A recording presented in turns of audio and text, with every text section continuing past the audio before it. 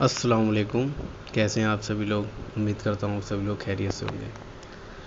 पिछले आईबीटी के लेक्चर में हमने पढ़ा था कि इलाज व तदबीर क्या है, उसकी डेफिनेशन पढ़ी थी। असबाब सित्ता ज़रूरिया क्या हैं, हवा क्या होती है, हवा के अज्जा क्या होते हैं, और हवाओं की तकसीम बा एतबार कैफियत और बदन पर उनके असरात। मतलब हवाओं की तकसीम कैफियत के एतबार से और जिस्म पर उनके क्या असर पड़ते हैं, इनके बारे में हम पढ़ चुके थे लास्ट लेक्चर में। ओके, तो हम आज के लेक्चर में पढ़ेंगे हवाओं की तकसीम बा एतबार जहत और बदन पर उनके असरात। मतलब कहाँ से हवाएं आती हैं, कौन कौन सी डायरेक्शन से हवाएं चलती हैं, आज हम उनके बारे में पढ़ेंगे। ओके, तो हवाओं की तकसीम हो गई, कहाँ कहाँ से वो आती हैं और उनके असरात क्या पड़ते हैं। जुनूबी हवा की बात करें, जुनूबी हवा क्या होती हैं, गर्म होती हैं। गर्म होंगी, कोई भी अगर हवा गर्म होगी तो आपसे पिछली बार जब पढ़ा था, गर्म हवाएं क्या करती हैं, रतूबत को खारिज करती हैं। जब रतूबत को खारिज कर देंगी तो हमारा बदन कैसा हो जाएगा, कमज़ोर हो जाएगा। ओके, तो जुनूबी हवाएं क्या होती हैं, जुनून से आप याद कर सकते हैं, हरारत पैदा करती हैं, गर्म होती हैं। ये मुर्खी बदन होती हैं और मसामात में कुसादगी पैदा करती हैं।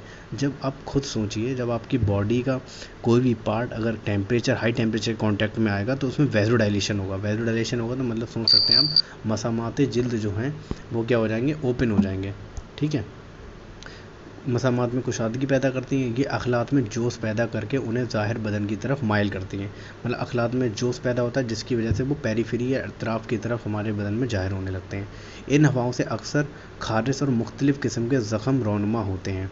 ये ज़ख़म देर से मुंदमिल होते हैं क्योंकि रतूबत होंगी नहीं बॉडी में, रतूबत खारिज हो जाएंगी, तो उसके लिए ज़ख़म के मुंदमिल होने के लिए अज्जा बचेंगे नहीं, तो क्या होते हैं, देर से मुंदमिल होती हैं। ये बदनी क़ुव्वतों को कमज़ोर कर देती हैं। कमज़ोर क्यों कर देती हैं, रतूबतें क्या हो जाती हैं, हमारी बॉडी से खारिज हो जा रही हैं। जब रतूबत हमारी बॉडी से खारिज हो रही हैं तो अल्टीमेटली हमारा बॉडी क्या हो रही है, कमज़ोर हो रही है। जब कमज़ोर हो रही है तो क्या करती हैं, बदनी क़ुव्वतों को कमज़ोर करती हैं। फिर बात करते हैं शुमाली हवाएं, शुमाल से आती हैं। नॉर्थ पोल साउथ पोल की बात करें तो ये हवाएं क्या होती हैं, ठंडी होती हैं। इसे ये बारिद होती हैं और खुश्क भी होती हैं। जब आप खुद सोचिए, अगर बारिद होंगी तो क्या करेंगी, मसामात जिल्द को बंद कर देंगे, रतूबतें अंदर रहती हैं। ये बदनी क़ुव्वतों को मजबूत करती हैं क्योंकि रतूबत हमारे बॉडी के अंदर बंद हो जाती है। ये कब्ज़ पैदा करती हैं। ये दस्तों को रोकती हैं क्योंकि इसमें सर्द हवाओं में होता है, कब्ज़ियत पैदा करने की पावर होती है। ये क्या करती हैं, पेशाब ज़्यादा लाती हैं। ये बवाई हवा के ताफ़ुन व फसाद की इस्लाह करती हैं। ठीक है, क्योंकि रतूबत अंदर बंद रहती है, तो रतूबत क्या होती है, उफ़ूनत पैदा करने के लिए ज़िम्मेदार होती है। इसके हम बात करते हैं मशरक़ी हवाएं। मशरक़ी हवाएं क्या होती हैं, ये हवाएं नहायत गर्म और खुश्क होती हैं। रात के वक्त ये सर्द हो जाती हैं, सुबह के वक्त सूरज की छाँव के असर से ये लतीफ़ हो जाते हैं और इनकी रतूबत ख़त्म हो जाती है। ये हवाएं, मशरक़ी हवाएं क्या होती हैं, नहायत गर्म होती हैं। गर्म होती हैं, गर्म व खुश्क होंगी तो हमारी बॉडी से क्या करेंगी, रतूबत को खारिज कर देंगे। रतूबत को जब खारिज कर देंगी तो हमारा बॉडी क्या हो जाएगी, कमज़ोर हो जाएगी। बदन में क़ुव्वतें क्या हो जाती हैं, कमज़ोर हो जाती हैं। हिंदुस्तान में मशरक़ी हवाएं बहुत मरतूब होती हैं। जो हिंदुस्तान में मशरक़ी हवाएं क्या होती हैं, मरतूब होती हैं, क्या उसमें क्या होता है, रतूबत पाई जाती है। इतनी ज़्यादा वो खुश्क, नहायत खुश्क नहीं होती।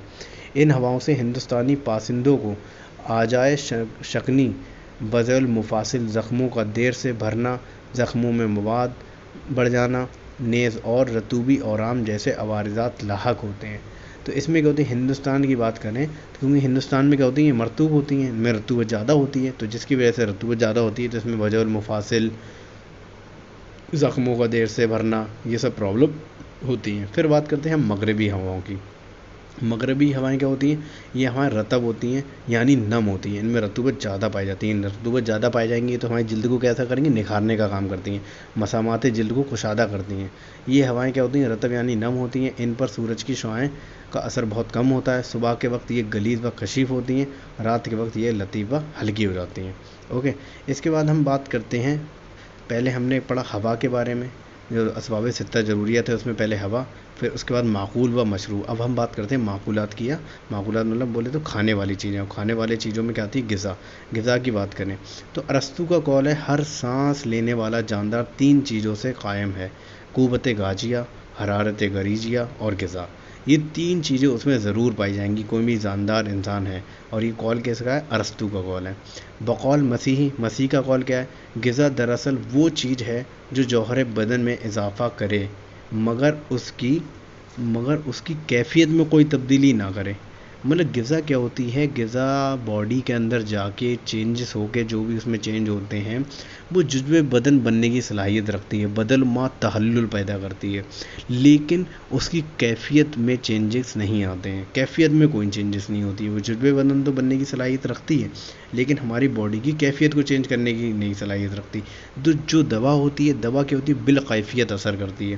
دوا ہمارے جسم پر کیسے کرتی ہے؟ بالکیفیت اثر کرتی ہے، اور دوا جو ہوتی ہے بالغذائیت اثر کرتی ہے، اور یہ جزو بدن بننے کی صلاحیت رکھتی ہے۔ اور جو دوا ہوتی ہے وہ کیفیت سے اثر کرتی ہے اور جزو بدن بننے کی صلاحیت نہیں رکھتی ہے، ٹھیک ہے۔ اب ہم نے کیا پڑھا؟ ہواؤں کے بارے میں پڑھا، پہلے کہاں سے ہوائیں آتی ہیں، کون کون سی ڈائریکشن سے آتی ہیں اور ان کا جسم پر کیا اثرات ہوتے ہیں، ٹھیک ہے۔ تو سب سے پہلے ہم نے جنوبی ہوائیں پڑھی، شمالی ہوائیں پڑھی، مشرقی ہوائیں پڑھی، مغربی ہوائیں پڑھی، اور غذا کی اب ڈیفینیشن پڑھی۔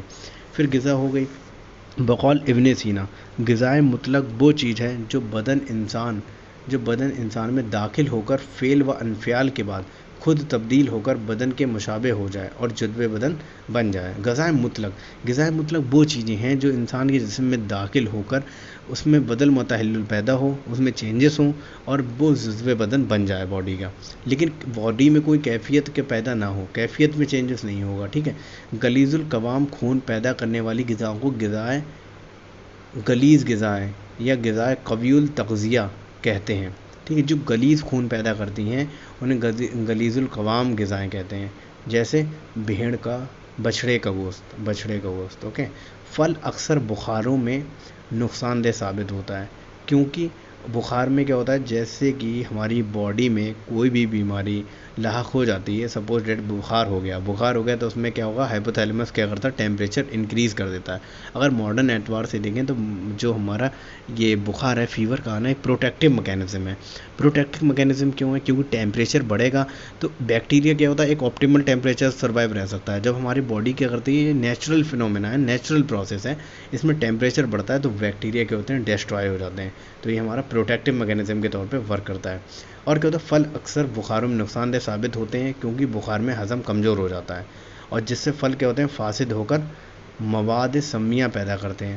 صفراوی بخاروں میں آب شیب ترس، آب انار، آب ناسپاتی، آب لغات اور آلو بخارا مفید ہوتے ہیں۔ اقسام غذا بلحاظ لطافت اور غلظت، غذاؤں کی تقسیم کی گئی ہے لطافت اور ان کی غلظت کے اعتبار سے۔ غذائیں لطیف کی ہوتی ہیں، وہ غذائیں جس سے لطیف خون پیدا ہوتا ہے انہیں لطیف غذائیں کہتے ہیں، مثلا آب انار، آب موسمی، آب نارنج، ماء السعیر، چائے، کافی، شہد، ساگو نانا، مونگ کی دال کا پتلا پانی، ماء الجبن وغیرہ۔ غذائیں کثیف کی ہوتی ہیں، وہ غذائیں جو بھاری ہوتی ہیں جس سے گاڑھا خون پیدا ہوتا ہے، مثلا گوشت، چاول، دال، ریشے دار۔ تو آپ یاد کر سکتے ہیں غذائیں کثیف ہوتے ہیں، پروٹینیس جتنی ڈائٹ ہوتی ہیں وہ غذائیں کثیف ہوتی ہیں، موسٹلی، ایسا نہیں ہے سبھی، موسٹلی پروٹینیس ڈائٹ کی ہوتی ہیں، غذائیں کثیف ہوتی ہیں۔ غذائیں لطیف ہوتے ہیں، پھل وغیرہ، پھلوں کا پانی، سبزیوں کا پانی وغیرہ وغیرہ۔ غذائیں مثبت یا غذائیں معتدل، غذائیں معتدل کی ہوتی ہیں، وہ غذا جس سے معتدل قوام خون پیدا ہوتا ہے، جیسے کھچڑی، غلیظ، ماء السعیر، بیضائے نیم برست، ہاف بوائل ایگ، بیضائے نیم برست ہوتا ہے ہاف بوائل ایگ، ٹھیک ہے، یہ معتدل غذا کہلاتی ہے۔ آب یخنی، گائے کا دودھ، جود ہضم سبزیاں، مثلا پرول، ٹھنڈے کدو، یہ سب چیزیں کیا ہیں؟ غذائیں معتدل کہلاتی ہیں۔ نہ تو یہ کثیف غذائیں ہیں اور نہ ہی یہ لطیف غذائیں، یہ دونوں کے درمیان میں رہنے کی صلاحیت رکھتی ہیں۔ تو اس میں کیا ہوگا؟ اس میں نہ تو زیادہ پروٹین ڈائٹ ہوتی ہے، نہ ہی زیادہ پروٹینیس فائبر پائے جاتے ہیں، اس میں پروٹینیس ایلیمنٹس پائے جاتے ہیں، نہ ہی کاربوہائیڈریٹس زیادہ پائے جاتے ہیں، اوکے۔ تو یہ معتدل اعتبار سے سب بیلنس ڈائٹ ہوتی ہے۔ اور غذائیں لطیف وہ ہوتی ہیں جس میں پھل وغیرہ، سبزیاں وغیرہ، پھلوں کا پانی، سبزیوں کا پانی، کافی، جو جتنے فروٹس لائک میٹیریل جو ہوتے ہیں وہ ملی غذائیں لطیف میں آتے ہیں۔ لطیف سے آپ کو پتہ لگ ہی رہا ہے کہ لطافت ہوتی ہے، اس میں فروٹ والا میٹیریل ہوتا ہے۔ پھر غذائیں کثیف کی بات کریں، کثیف میں مینلی کیا ہوتے ہیں؟ پروٹینیس ڈائٹ آتی ہیں، اور ان میں کیا ہوتا ہے؟ جیسے میٹ ہو گیا، انڈا ہو گیا، دالیں ہو گئیں، سب کیا ہے؟ پروٹینیس ڈائٹ ہے، ٹھیک ہے۔ تو اس میں کیا ہوتی ہے؟ وہ سب آتی ہے، اوکے۔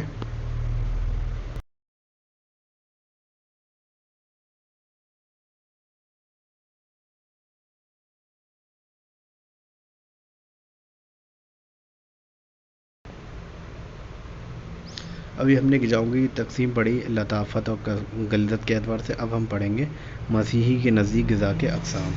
غذا کے اقسام کیا ہیں؟ ایک ہوتی ہیں سریع الانہضام، مطلب کہ ہوتے ہیں جو جلدی سے ہضم ہو جائیں۔ اس کے بعد آتی ہیں وطیع الانہضام، جو دیر سے ہضم ہو، تیسرے پہ آتی ہیں سریع النفیس جو جلدی ایبزارب ہو جائیں، وطی النفیس کیا ہوتی ہیں جو دیر سے ایبزارب ہوں، کثیر التغذیہ جس میں نیوٹریٹو پراپرٹی کیا ہو زیادہ ہو، قلیل التغذیہ جس میں نیوٹریٹو پراپرٹی کم ہو، اور جید التغذیہ، جید التغذیہ کا مطلب کیا ہے، جس میں نیوٹریشن کیا ہو جلدی سے جا کے ایبزارب ہو جائے، مطلب بہت اچھے طریقے کے وہ اخلاق پیدا کرنے کی صلاحیت رکھتے ہیں، ایسے نیوٹریشن ہوتے ہیں۔ ردی التغذیہ کہتے ہیں، اس میں ردی نیوٹریشن ہوتے ہیں اور اس سے کہتے ہیں برے طریقے کے اخلاق پیدا ہوتے ہیں، ٹھیک ہے۔ پھر ہم بات کرتے ہیں اقسام غذا بلحاظ کیفیت یا ہضم، ٹھیک ہے۔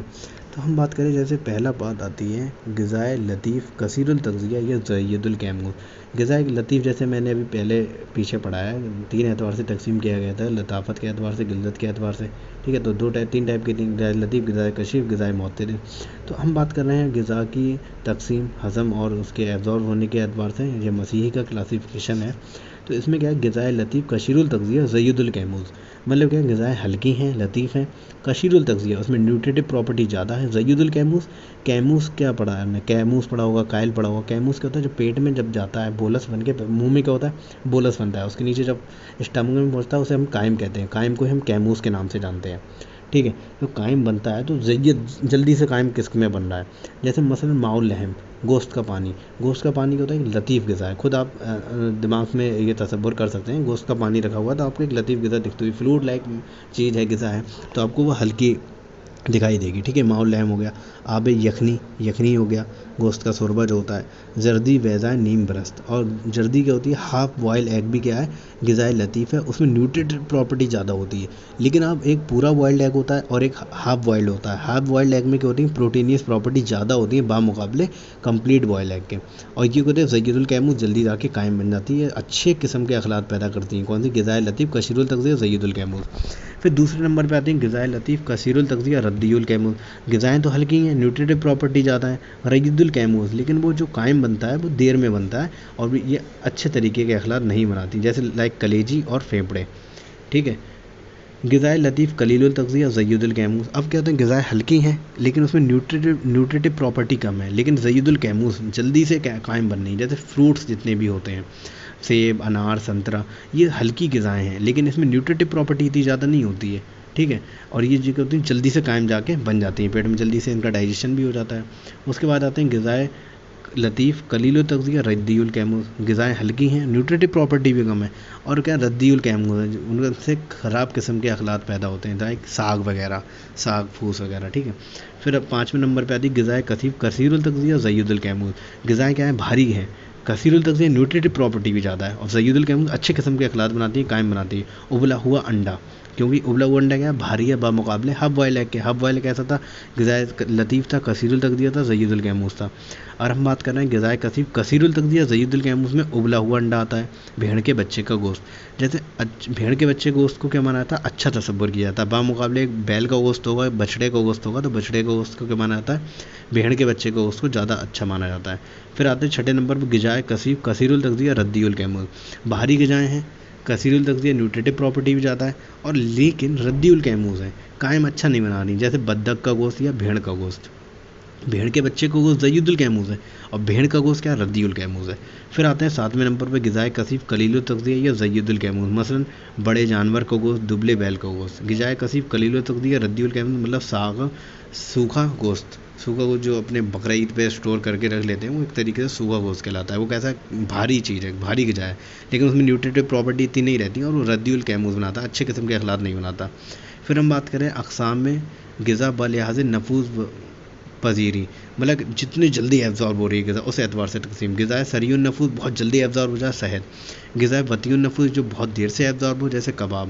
پھر بات کرتے ہیں غذائے شریع النفوذ کی ضرورت اس وقت ہوتی ہے جب قوت حیوانیہ نڈھال ہو رہی ہو۔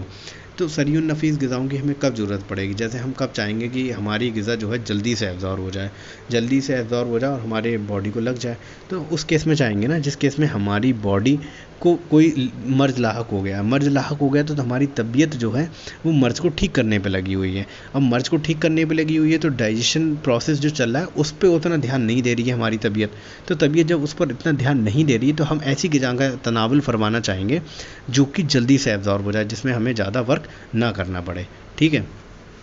تو غذائے شریع النفوس سے پرہیزی उस वक्त कराया जाता है जबकि मरीज़ ने बती नफुस ग़िज़ा खाई हो और वो हज़म ना हुई हो। ग़िज़ा सरीर नफुस मतलब जल्दी एब्जॉर्ब होने वाली ग़िज़ा से हमें परहेज़ करना चाहिए उस किस्म में जब मरीज़ ने बती नफुस देर से नफुस एब्जॉर्ब होने वाली ग़िज़ा खाई हो और वो हज़म ना हुई हो, पेट में ही हो, तो हमें क्या हुआ, अच्छी मतलब सरीर नफुस ग़िज़ा का इस्तेमाल उस वक्त नहीं करना चाहिए। फिर आती ग़िज़ाए बती नफुस खाने के बाद अगर हज़म ना हुई हो, ग़िज़ाए बती मतलब जो देर से एब्जॉर्ब होती है, अगर वो खाने के बाद हज़म ना हुई हो तो ऐसी हालत में ग़िज़ा गलीज़ भी परहेज़ किया जाता है क्योंकि सद्दे पैदा होने का अंदेशा होता है। अगर आपने ऐसी ग़िज़ा खाई है जो देर से एब्जॉर्ब होती है, उसके बाद परहेज़ करना चाहिए ग़िज़ाओं से, गलीज़ ग़िज़ाओं से परहेज़ करना चाहिए क्योंकि अगर वो चली जाएंगी तो पेट में पड़ी रहेंगी तो उनका डाइजेशन उस तरीके से नहीं हो पाएगा क्योंकि पहले से ग़िज़ा मौजूद है, तो इस किस्म में सद्दे ऑब्स्ट्रक्शन पैदा होने की संभावना ज़्यादा होती है। फिर हम बात करते हैं ग़िज़ाए लतीफ़ी, ग़िज़ाए रकीक ऐसे लोगों को मुफीद होती है जिनके बदन के मसामात में बहुत जल्द तकासुब पैदा होता है या खून में गैर मामूली गिल्दत पैदा हो जाती है, जैसे कि हैज़ा में क्या होता है, खून क्या होता है, गाढ़ा हो जाता है, नंबर ऑफ़ आरबीसी बढ़ जाते हैं, नंबर ऑफ़ आरबीसी बढ़ जाएंगे तो क्या होता है, वो एक तरीके से गाढ़ा हो जाता है खून। तो इस केस में भी क्या करेंगे हम, परहेज़ करना चाहिए। तो इस केस में क्या करेंगे, ग़िज़ाए लतीफ़ का इस्तेमाल करना चाहिए। फिर इसके बाद आते हैं हम ग़िज़ाए गलीज़ या ग़िज़ाए कोवियल तग़ज़िया ऐसे लोगों को मुफीद होती है जो सख्त जिस्मानी मेहनत करते हैं। ठीक है, ग़िज़ाए गलीज़ मतलब भारी ग़िज़ाएँ या कोवी ग़िज़ाएँ, कोवियल तग़ज़िया ऐसे लोगों में मुफीद होती हैं जो सख्त जिस्मानी मेहनत करते हैं। तो उनके जब जिस्मानी मेहनत वो करते हैं तो उन्हें एनर्जी की ज़्यादा रिक्वायरमेंट होती है। जब एनर्जी की ज़्यादा रिक्वायरमेंट होती है तो वो प्रोटीन क्या है, जितनी मैंने अभी बोला, गलीज़ुल ग़िज़ाएँ जो होती हैं, गलीज़ ग़िज़ाएँ या ग़िज़ाएँ कोवी ग़िज़ाएँ क्या होती हैं, हाईली प्रोटीनियस डाइट होती है मोस्टली। जब प्रोटीनियस डाइट बंदा जब भी इस्तेमाल करेगा ना, जब वर्कआउट कर रहा है, कोई बंदा जिम कर रहा है, जब वो वर्कआउट कर रहा है तो उसके प्रोटीन टूट रहे हैं। जब प्रोटीन टूट रहे हैं तो नए प्रोटीन बनने के लिए उसे प्रोटीन चाहिए ना, सेल्स टूट रहे हैं, जब जिम कर रहा है सेल्स टूट रहे हैं तो प्रोटीन चाहिए सेल्स को बनाने के लिए। तो जितना ज़्यादा वो प्रोटीन इंटैक्ट करेगा उतने अच्छे उसके सेल्स का फॉर्मेशन होगा। तो जो बंदा मेहनत करता है, मेहनत कश इंसान होते हैं, उसी केस में गलीज़ ग़िज़ाओं का इस्तेमाल करना चाहिए, कोवी ग़िज़ाओं का इस्तेमाल करना चाहिए। एक नॉर्मली बंदा ओबीस पर्सन पड़ा हुआ है तो वो गलीज़ ग़िज़ाओं का इस्तेमाल करेगा तो उसमें वर्क तो कर नहीं रहा है, उसके सेल्स तो टूट नहीं रहे, तो वो क्या होगा, फैट की फॉर्म में क्या होगा, स्टोर होने लगेगा, तो मोटापा, ओबेसिटी और बढ़ने के चांस रहेंगे। तो हमने अभी कितने टॉपिक पढ़े उसे एक बार रिवाइज़ कर लेते हैं। हमने हवाओं के बारे में पढ़ा, कौन सी डायरेक्शन से कौन सी हवाएं चलती हैं, उनके असरात क्या होते हैं, जनूबी हवाएं, शुमाली हवाएं, मशरक़ी हवाएं, मगरिबी हवाएं। फिर हमने पढ़ा माक़ूलात में जैसे ग़िज़ाएँ कितने तरीके की होती हैं, ग़िज़ा लताफ़त और गिल्ज़त के एतबार से कितने तरीके की हैं। फिर नफीस होने के और बतियुन नफूस मतलब कौन जल्दी एब्ज़ॉर्ब हो रही है, कौन देर से हो रही है, ये हमने पढ़ा। फिर हमने पढ़ा कौन सी कशीरुल तग़ज़िया है, कौन सी कलीलुल तग़ज़िया है, कौन सी ज़य्युदुल कैमूज़ है, कौन सी रद्दुल कैमूज़ है। मिलते हैं नेक्स्ट लेक्चर में। Okay, thank you so much.